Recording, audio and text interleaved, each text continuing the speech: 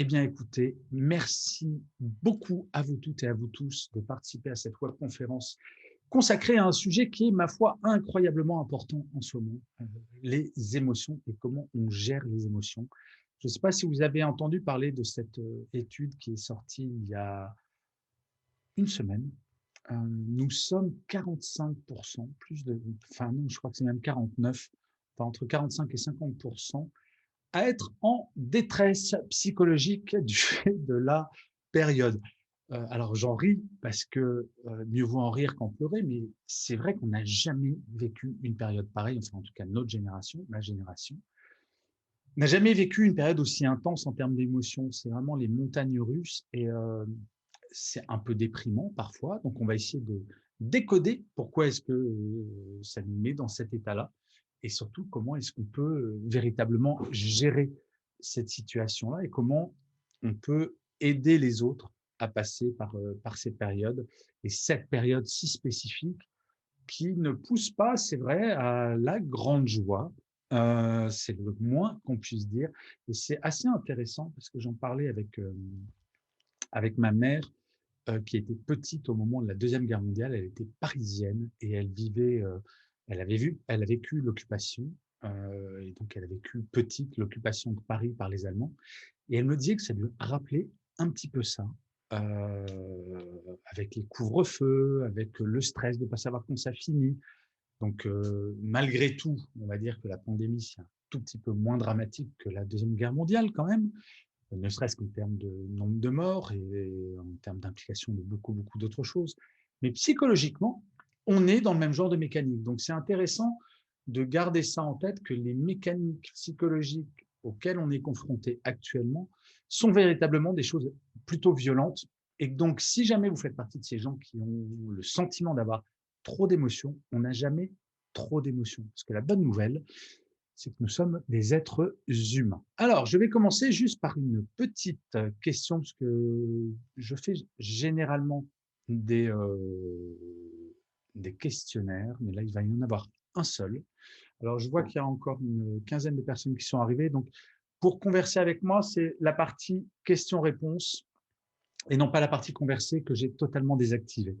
Alors, le sondage dont je vais vous parler, il est tout simple. C'est comment vivez-vous la période actuelle? Donc, je vous donne 10 secondes pour répondre. Est-ce que vous vous sentez au top, correct, bof, le moral dans les chaussettes?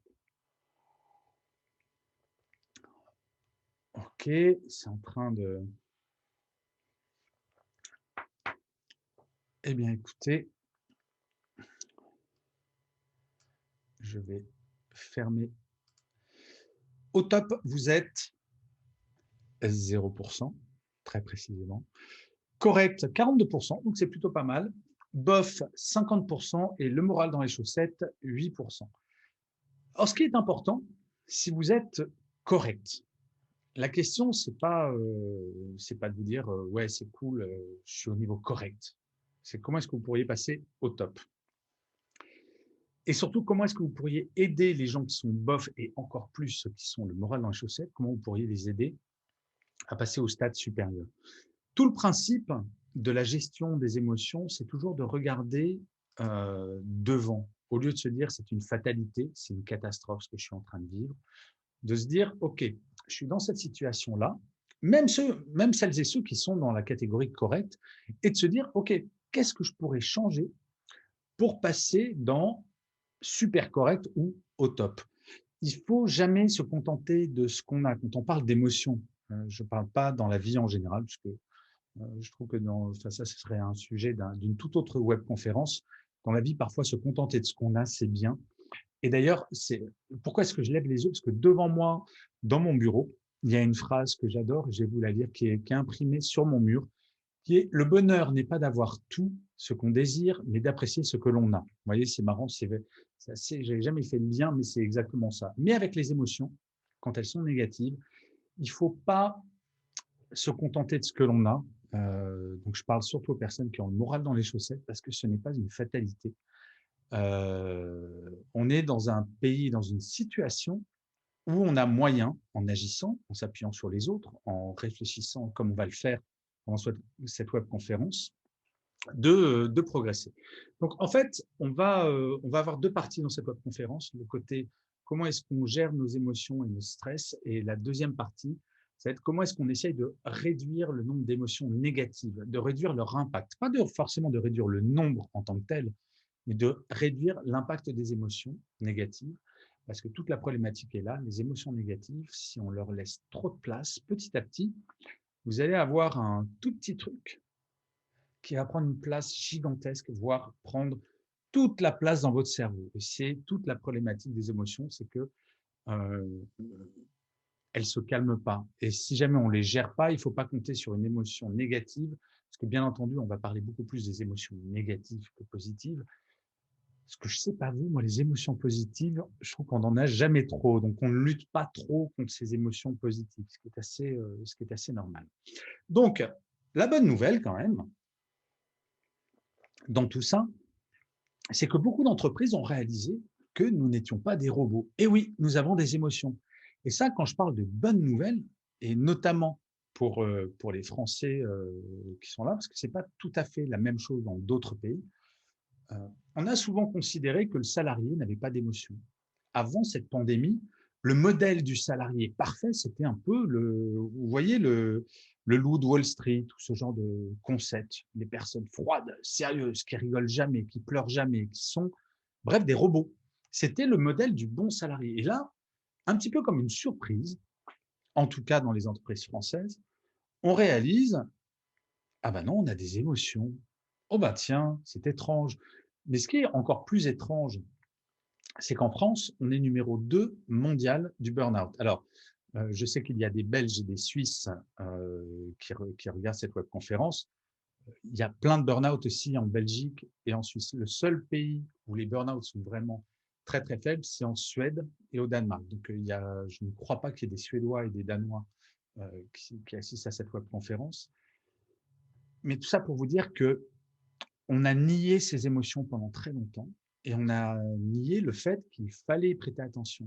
Quand vous réalisez que 10% des salariés en France ont ou vont faire un burn-out, et ça c'était avant la pandémie ce chiffre, bah, il serait temps qu'on s'en occupe. Donc là, la chose positive, c'est qu'on réalise qu'on est effectivement dans une situation où on a des émotions négatives à gérer et que c'est problématique. Quand vous avez entre 45 et 50% des salariés qui se déclarent en détresse psychologique, enfin, c'est le terme exact utilisé par les chercheurs, détresse psychologique. Donc, on ne parle pas d'un petit truc, on parle pas d'un vague à l'âme, on parle d'un truc qui pèse lourd quand même. Et donc, bah, faut agir. Mais avant d'agir, il faut comprendre comment ça fonctionne tout ça. Alors, je compare la pandémie et la période que l'on passe aujourd'hui à une maison hantée. Le principe de la maison hantée, c'est de vous faire peur. Oui, ça semble idiot ce que je vous dis, mais essayez de vous rappeler quand vous étiez ado et que vous alliez peut-être à la fête foraine, comme moi je le faisais, et vous alliez dans une maison hantée. Moi, je détestais ça, les maisons hantées. Et donc, j'avais trouvé un moyen, parce que quand on est ado, aller dans la maison hantée avec ses copains et ses copines, c'est quand même un bon moyen de faire sa prime, de montrer qu'on est courageux, donc on va dans la maison hantée. Et le moyen que j'avais trouvé, c'était, je me disais, mais ok, je déteste ça, mais je sais qu'il y a une sortie. Et je sais que ça ne va durer que 10 minutes, un quart d'heure. Donc, je peux prendre sur moi pour aller dans la maison hantée. Le problème de la période que l'on vit, c'est qu'on est dans une maison hantée qui nous fait super flipper, mais on ne sait pas combien de temps ça va durer. Et ça fait quand même plus d'un an qu'on est dans cette maison hantée. Alors, oui, il y a les vaccins qui nous permettent de se dire, il y a peut-être une porte de sortie, mais vous avez dans les médias pas mal de gens, je ne sais pas s'ils sont sérieux ou pas, on n'en sait rien. Tout le problème est là, c'est que ça devient anxiogène, qui vous disent, oui, mais oula, il y a le variant brésilien qui va faire que, en fait, ça ne va pas marcher. Donc, premier conseil pour lutter contre l'effet maison hantée, ne regardez plus les chaînes info. Je rigole pas du tout. Il faut arrêter de regarder les BFM, les LCI, les CNews et compagnie, parce que ça génère des émotions négatives. J'ai travaillé dans les médias pendant plus de 20 ans. J'ai été je crois que c'est la première fois que j'enlève mes lunettes pendant une webconférence. Je vous vois tout flou là. J'ai travaillé pendant plus de 20 ans dans les médias, chez TF1, chez Énergie, chez Canal+. le métier des médias, c'est pas de vous remonter le moral, en tout cas avec les infos, parce que ce qui fait de l'audience, ce sont les nouvelles négatives. C'est ça qui fait de l'audience. Et vous allez comprendre pourquoi. Peut-être dans 5 minutes, je vais vous montrer comment ça fonctionne. Bref, on est dans une maison hantée. On a peut-être une porte de sortie, mais toute la mécanique qu'il va falloir mettre en place maintenant, ça va pas être vous de créer une porte de sortie de la maison hantée, parce que, enfin, sauf s'il y a des chercheurs qui peuvent nous promettre demain de faire disparaître la pandémie, on n'y peut pas grand-chose à cette pandémie. Vous savez, c'est comme Sénèque qui disait, alors j'ai jamais le phrasé exact de cette phrase, mais j'adore la phrase, c'est on ne peut pas empêcher qu'il y ait un orage et donc il faut apprendre à danser sous la pluie. Et c'est exactement ça ce qu'on dit. Moi, je ne peux pas faire disparaître la pandémie. Par contre, je peux m'envoyer des ondes positives, je peux mettre de la lumière, ce que j'appelle mettre de la lumière dans la maison hantée. Il faut créer toutes ces occasions de créer de la lumière. Mais pourquoi je parle de mettre de la lumière dans la maison hantée? Qu'est-ce qui nous fait peur dans une maison hantée, dans une fête foraine? Réfléchissez. Ça va être un pauvre squelette en plastique qui va nous tomber dessus avec un énorme bruit. Et ça, parce qu'on ne l'a pas vu venir, parce qu'il fait sombre dans la maison hantée. Imaginez une maison hantée avec plein de lumière dedans. Ben, le squelette en plastique, vous le voyez 10 mètres à l'avance, donc vous voyez qu'il est faux, et quand il va vous tomber dessus, vous l'aviez vu avant, donc il ne vous fait pas peur. Ben, le principe de la période qu'on vit actuellement, pour gérer nos émotions négatives, si jamais c'est votre cas en ce moment d'être angoissé par la période, ça va être d'aller chercher des émotions positives. Parce que, en fait, toute la problématique, comme je vous le disais, et c'est le principe des chaînes info, nous sommes 3 fois plus sensibles aux émotions négatives qu'aux émotions positives. Et ça, c'est ce qu'on appelle le biais négatif que l'on a.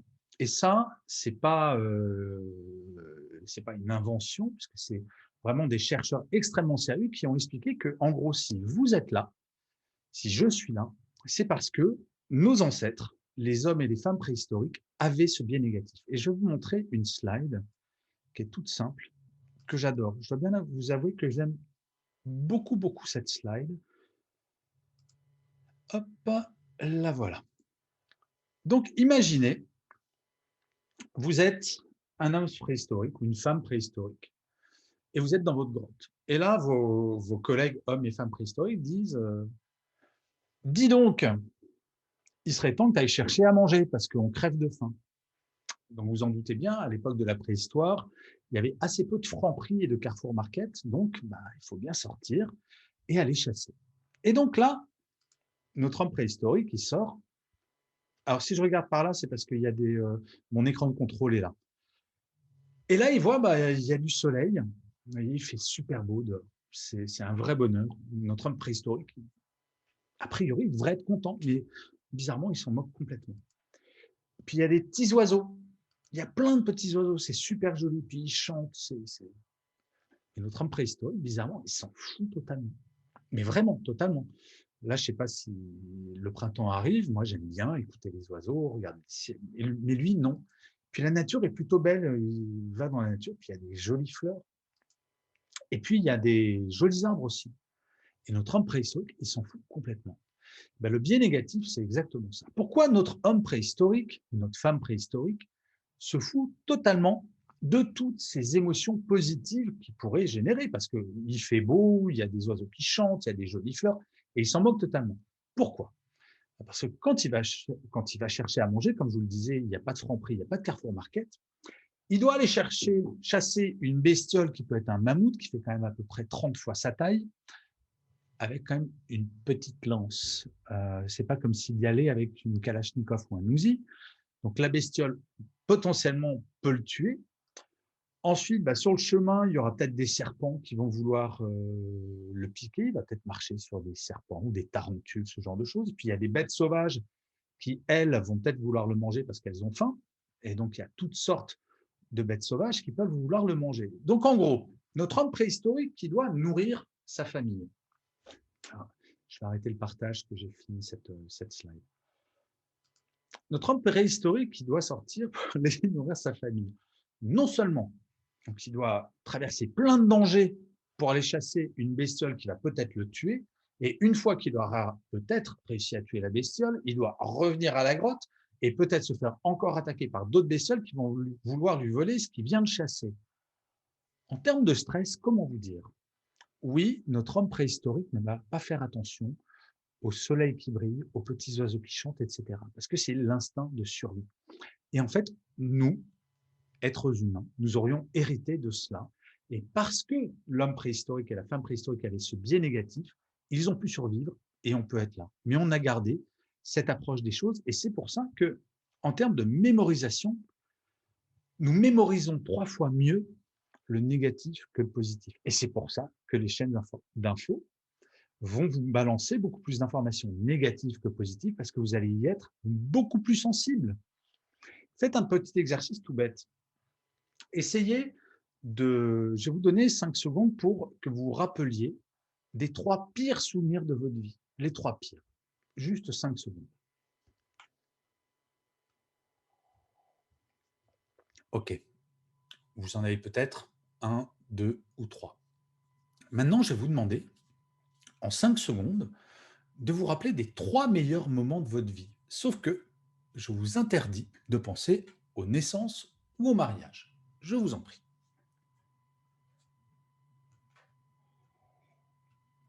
Voilà. En théorie, cet exercice, 90% des gens se rappellent de 2 ou 3 souvenirs négatifs et aucun souvenir positif. Parce qu'encore une fois, notre cerveau imprime beaucoup plus tout ce qui est souvenir négatif. Et encore une fois, ce n'est pas un travers, c'est notre nature. Donc à partir du moment où c'est notre nature, on peut être un tout petit peu plus détendu et arrêter de culpabiliser sur le côté, se flageller avec des orties fraîches en disant: «Oh là là, je suis démoralisé, je suis trop nul, oh là là, j'ai trop d'émotions négatives». Non, c'est normal. Donc déjà, se dire: «OK, on est comme ça, bah, on va essayer de gérer, la façon d'aborder tout ça». Au lieu de culpabiliser, on va se dire: «Comment est-ce que je fais?» Et en fait, c'est là où la psychologie positive va intervenir. La psychologie positive, ce n'est pas du tout la pensée positive. La pensée positive, c'est ce qu'on appelle la méthode Coué. La méthode Coué, c'est essayer de se convaincre que quelque chose de négatif est super sympa. Par exemple, on vous met un énorme pain dans les dents, il y a un coup de poing dans les dents, et la méthode Coué, ça serait de dire eh, super sympa, j'adore ça. C'est pas ça la psychologie positive. La psychologie positive, ça va être d'essayer de se projeter. Et si on se prend un pain dans la figure, de se dire ok, ben ça fait mal et je déteste ça. La psychologie positive ne va pas nier la réalité. Et c'est là où je parle toujours de la différence entre les optimistes et les pessimistes. Souvent, on se dit un optimiste, souvent on se dit à tort, hein, un optimiste, c'est quelqu'un qui se voile la face. Et c'est là où je donne toujours cette explication. Imaginez-vous, donc vous êtes, alors attendez, je vais regarder le nombre que vous êtes un peu plus de 90. Je vais faire 2 groupes. D'un côté, le groupe des optimistes et de l'autre côté, le groupe des pessimistes. Donc choisissez votre groupe, optimiste ou pessimiste. Vous avez fait un choix. Et là, je vous fais tous et toutes monter dans un hélicoptère. Gros hélicoptère, hein, quand même, il faut que ça tienne 4 ans, donc un gros hélicoptère militaire. Et je vous fais monter dans un hélicoptère, sauf que, bon, je ne vous l'ai pas dit, mais on est le 1er janvier, en plein hiver, et on vole au-dessus du lac Léman, donc énorme lac à côté de Genève, et il est minuit. Donc il fait nuit, il fait froid, et vous êtes dans un hélicoptère au-dessus du lac Léman. Et là, je vous fais une sorte de petite blagounette, comme on dit. Le sol se dérobe contre vous, sous vous, pardon, et vous tombez toutes et tous dans le lac. Je vous rappelle, il est minuit, on est le 1er janvier, et vous tombez au milieu du lac Léman. Je crois que vous soyez dans le groupe des pessimistes ou des optimistes, on peut se dire, c'est la mouise. Mais là, et c'est pour ça que je vous donne cet exemple, les pessimistes et les optimistes ne vont pas réagir de la même manière. Les pessimistes, ils vont se dire, ok, on est le 1er janvier, il fait nuit, je suis au milieu du lac Léman, bah, je vais mourir. Donc, ça ne sert à rien. Je vais même essayer de me noyer plus vite parce que ça ne sert à rien. Un pessimiste, c'est ça. Il va regarder la situation, il se dit c'est la mouise et il ne va rien voir de, de positif. A contrario, l'optimiste, il ne va pas dire super, un bain de minuit. L'optimiste, il n'est pas débile. Lui aussi, il sait qu'on est le 1er janvier, il fait nul au milieu du lac Léman. Aucune personne normale va se dire hey, la vérité, c'est super chouette de prendre un bain de minuit en plein milieu du lac Léman le 1er janvier à minuit. Aucun, non. Mais l'optimiste, lui, ce qu'il va se dire, c'est on n'est pas à l'abri qu'il y ait un bateau qui passe. Donc, je vais essayer de faire la planche. L'optimiste, il va se dire ok, je ne sais pas vraiment si je suis au milieu du lac Léman. Peut-être qu'on n'est pas loin d'une rive, donc ça vaut peut-être le coup d'essayer de nager ou d'essayer de trouver un bout de bois auquel je vais pouvoir m'accrocher. L'optimiste ne va pas se dire la situation est géniale. L'optimiste va se dire tant que je ne suis pas mort, il y a de l'espoir. Et c'est ça, l'optimisme est une énergie d'action. Et c'est là où vous voyez, par rapport à une émotion négative, vous avez exactement les deux mêmes écoles. Le pessimiste qui va se prendre l'émotion négative et se dire bon, c'est comme ça. Et l'optimiste qui va prendre cette émotion négative, la comprendre et essayer d'agir. Et c'est ce dont on va parler dans la deuxième partie, du comment un optimiste ou un positif, je préfère à la limite ce mot de positif, va gérer les émotions négatives. Mais encore une fois, il ne s'agit en aucun cas de nier les émotions négatives, bien au contraire. Alors, j'aimerais vous parler d'une psychologue qui s'appelle Barbara Fredrickson, qui est une des pontes. Elle travaille aux États-Unis, justement, de la psychologie positive, et elle a classé les émotions positives en 10 grandes catégories. Certaines qui sont quand même assez surprenantes la première fois qu'on les voit, mais j'aimerais bien vous livrer ces 10 émotions pour que vous ayez une petite grille de lecture. Alors, je suis désolé, d'habitude, je ne bois pas autant pendant une webconférence, mais je suis un peu desséché. Oui. Alors, pour celles et ceux qui sont arrivés plus tard, je vais partir aux États-Unis pour un enterrement, parce que quelqu'un de ma famille vit là-bas, est mort là-bas, et donc je suis en horaire décalé. Donc là, j'ai eu 3 heures de sommeil depuis 15 jours, tous les jours. Donc, je suis un peu... Mais bon, je ferme la parenthèse. Donc, les 10 émotions positives de Barbara Fredrickson. Vous avez la joie, bon, ça, on s'en doute. La reconnaissance, c'est une émotion positive. La sérénité, l'intérêt et la curiosité. Oui, c'est une émotion positive également. C'est quelque chose, et ça, avant de m'intéresser à la psychologie positive, je ne faisais pas attention à ça, mais apprendre génère des émotions positives. C'est quand on se dit, vous savez le concept du métro, boulot, dodo, sans que ça soit une émotion négative, ça vous empêche de générer du positif. Apprendre vous met dans le mouvement, parce que tout le principe de la psychologie positive, c'est d'être dans le mouvement. L'émotion négative va tout faire pour vous garder sur l'instant, vous renfermer, avoir le nez dans le guidon et ne voir plus que ça. Se dire, je suis dans cette situation, je suis dans mon lac gelé à minuit en plein hiver et je n'en bougerai pas. L'émotion positive, au contraire, va essayer de vous projeter dans l'avenir. Donc l'apprentissage, ça fait partie des émotions positives. Vous avez l'espoir, la fierté, l'amusement, l'admiration et, bien entendu, l'amour. Alors, vous allez me dire, mais pourquoi quel est l'intérêt de ces 10 émotions positives? Parce qu'en fait, chaque situation, quelle qu'elle soit, et je dis bien quelle qu'elle soit, si vous avez cette grille de lecture des 10 émotions positives, quelle que soit la situation, quelle que soit l'origine de l'émotion négative, si vous avez cette grille, vous pouvez générer des émotions positives. Je vais vous donner l'exemple dont je vous parlais, la pandémie. Vous allez me dire, non mais Châtelain-Berry, il faut arrêter la drogue. La pandémie, il n'y a aucune émotion positive à partir de la pandémie. On va faire ce petit exercice. Moi, je vous prends la pandémie et je vous garantis que je vais vous trouver 10 émotions positives.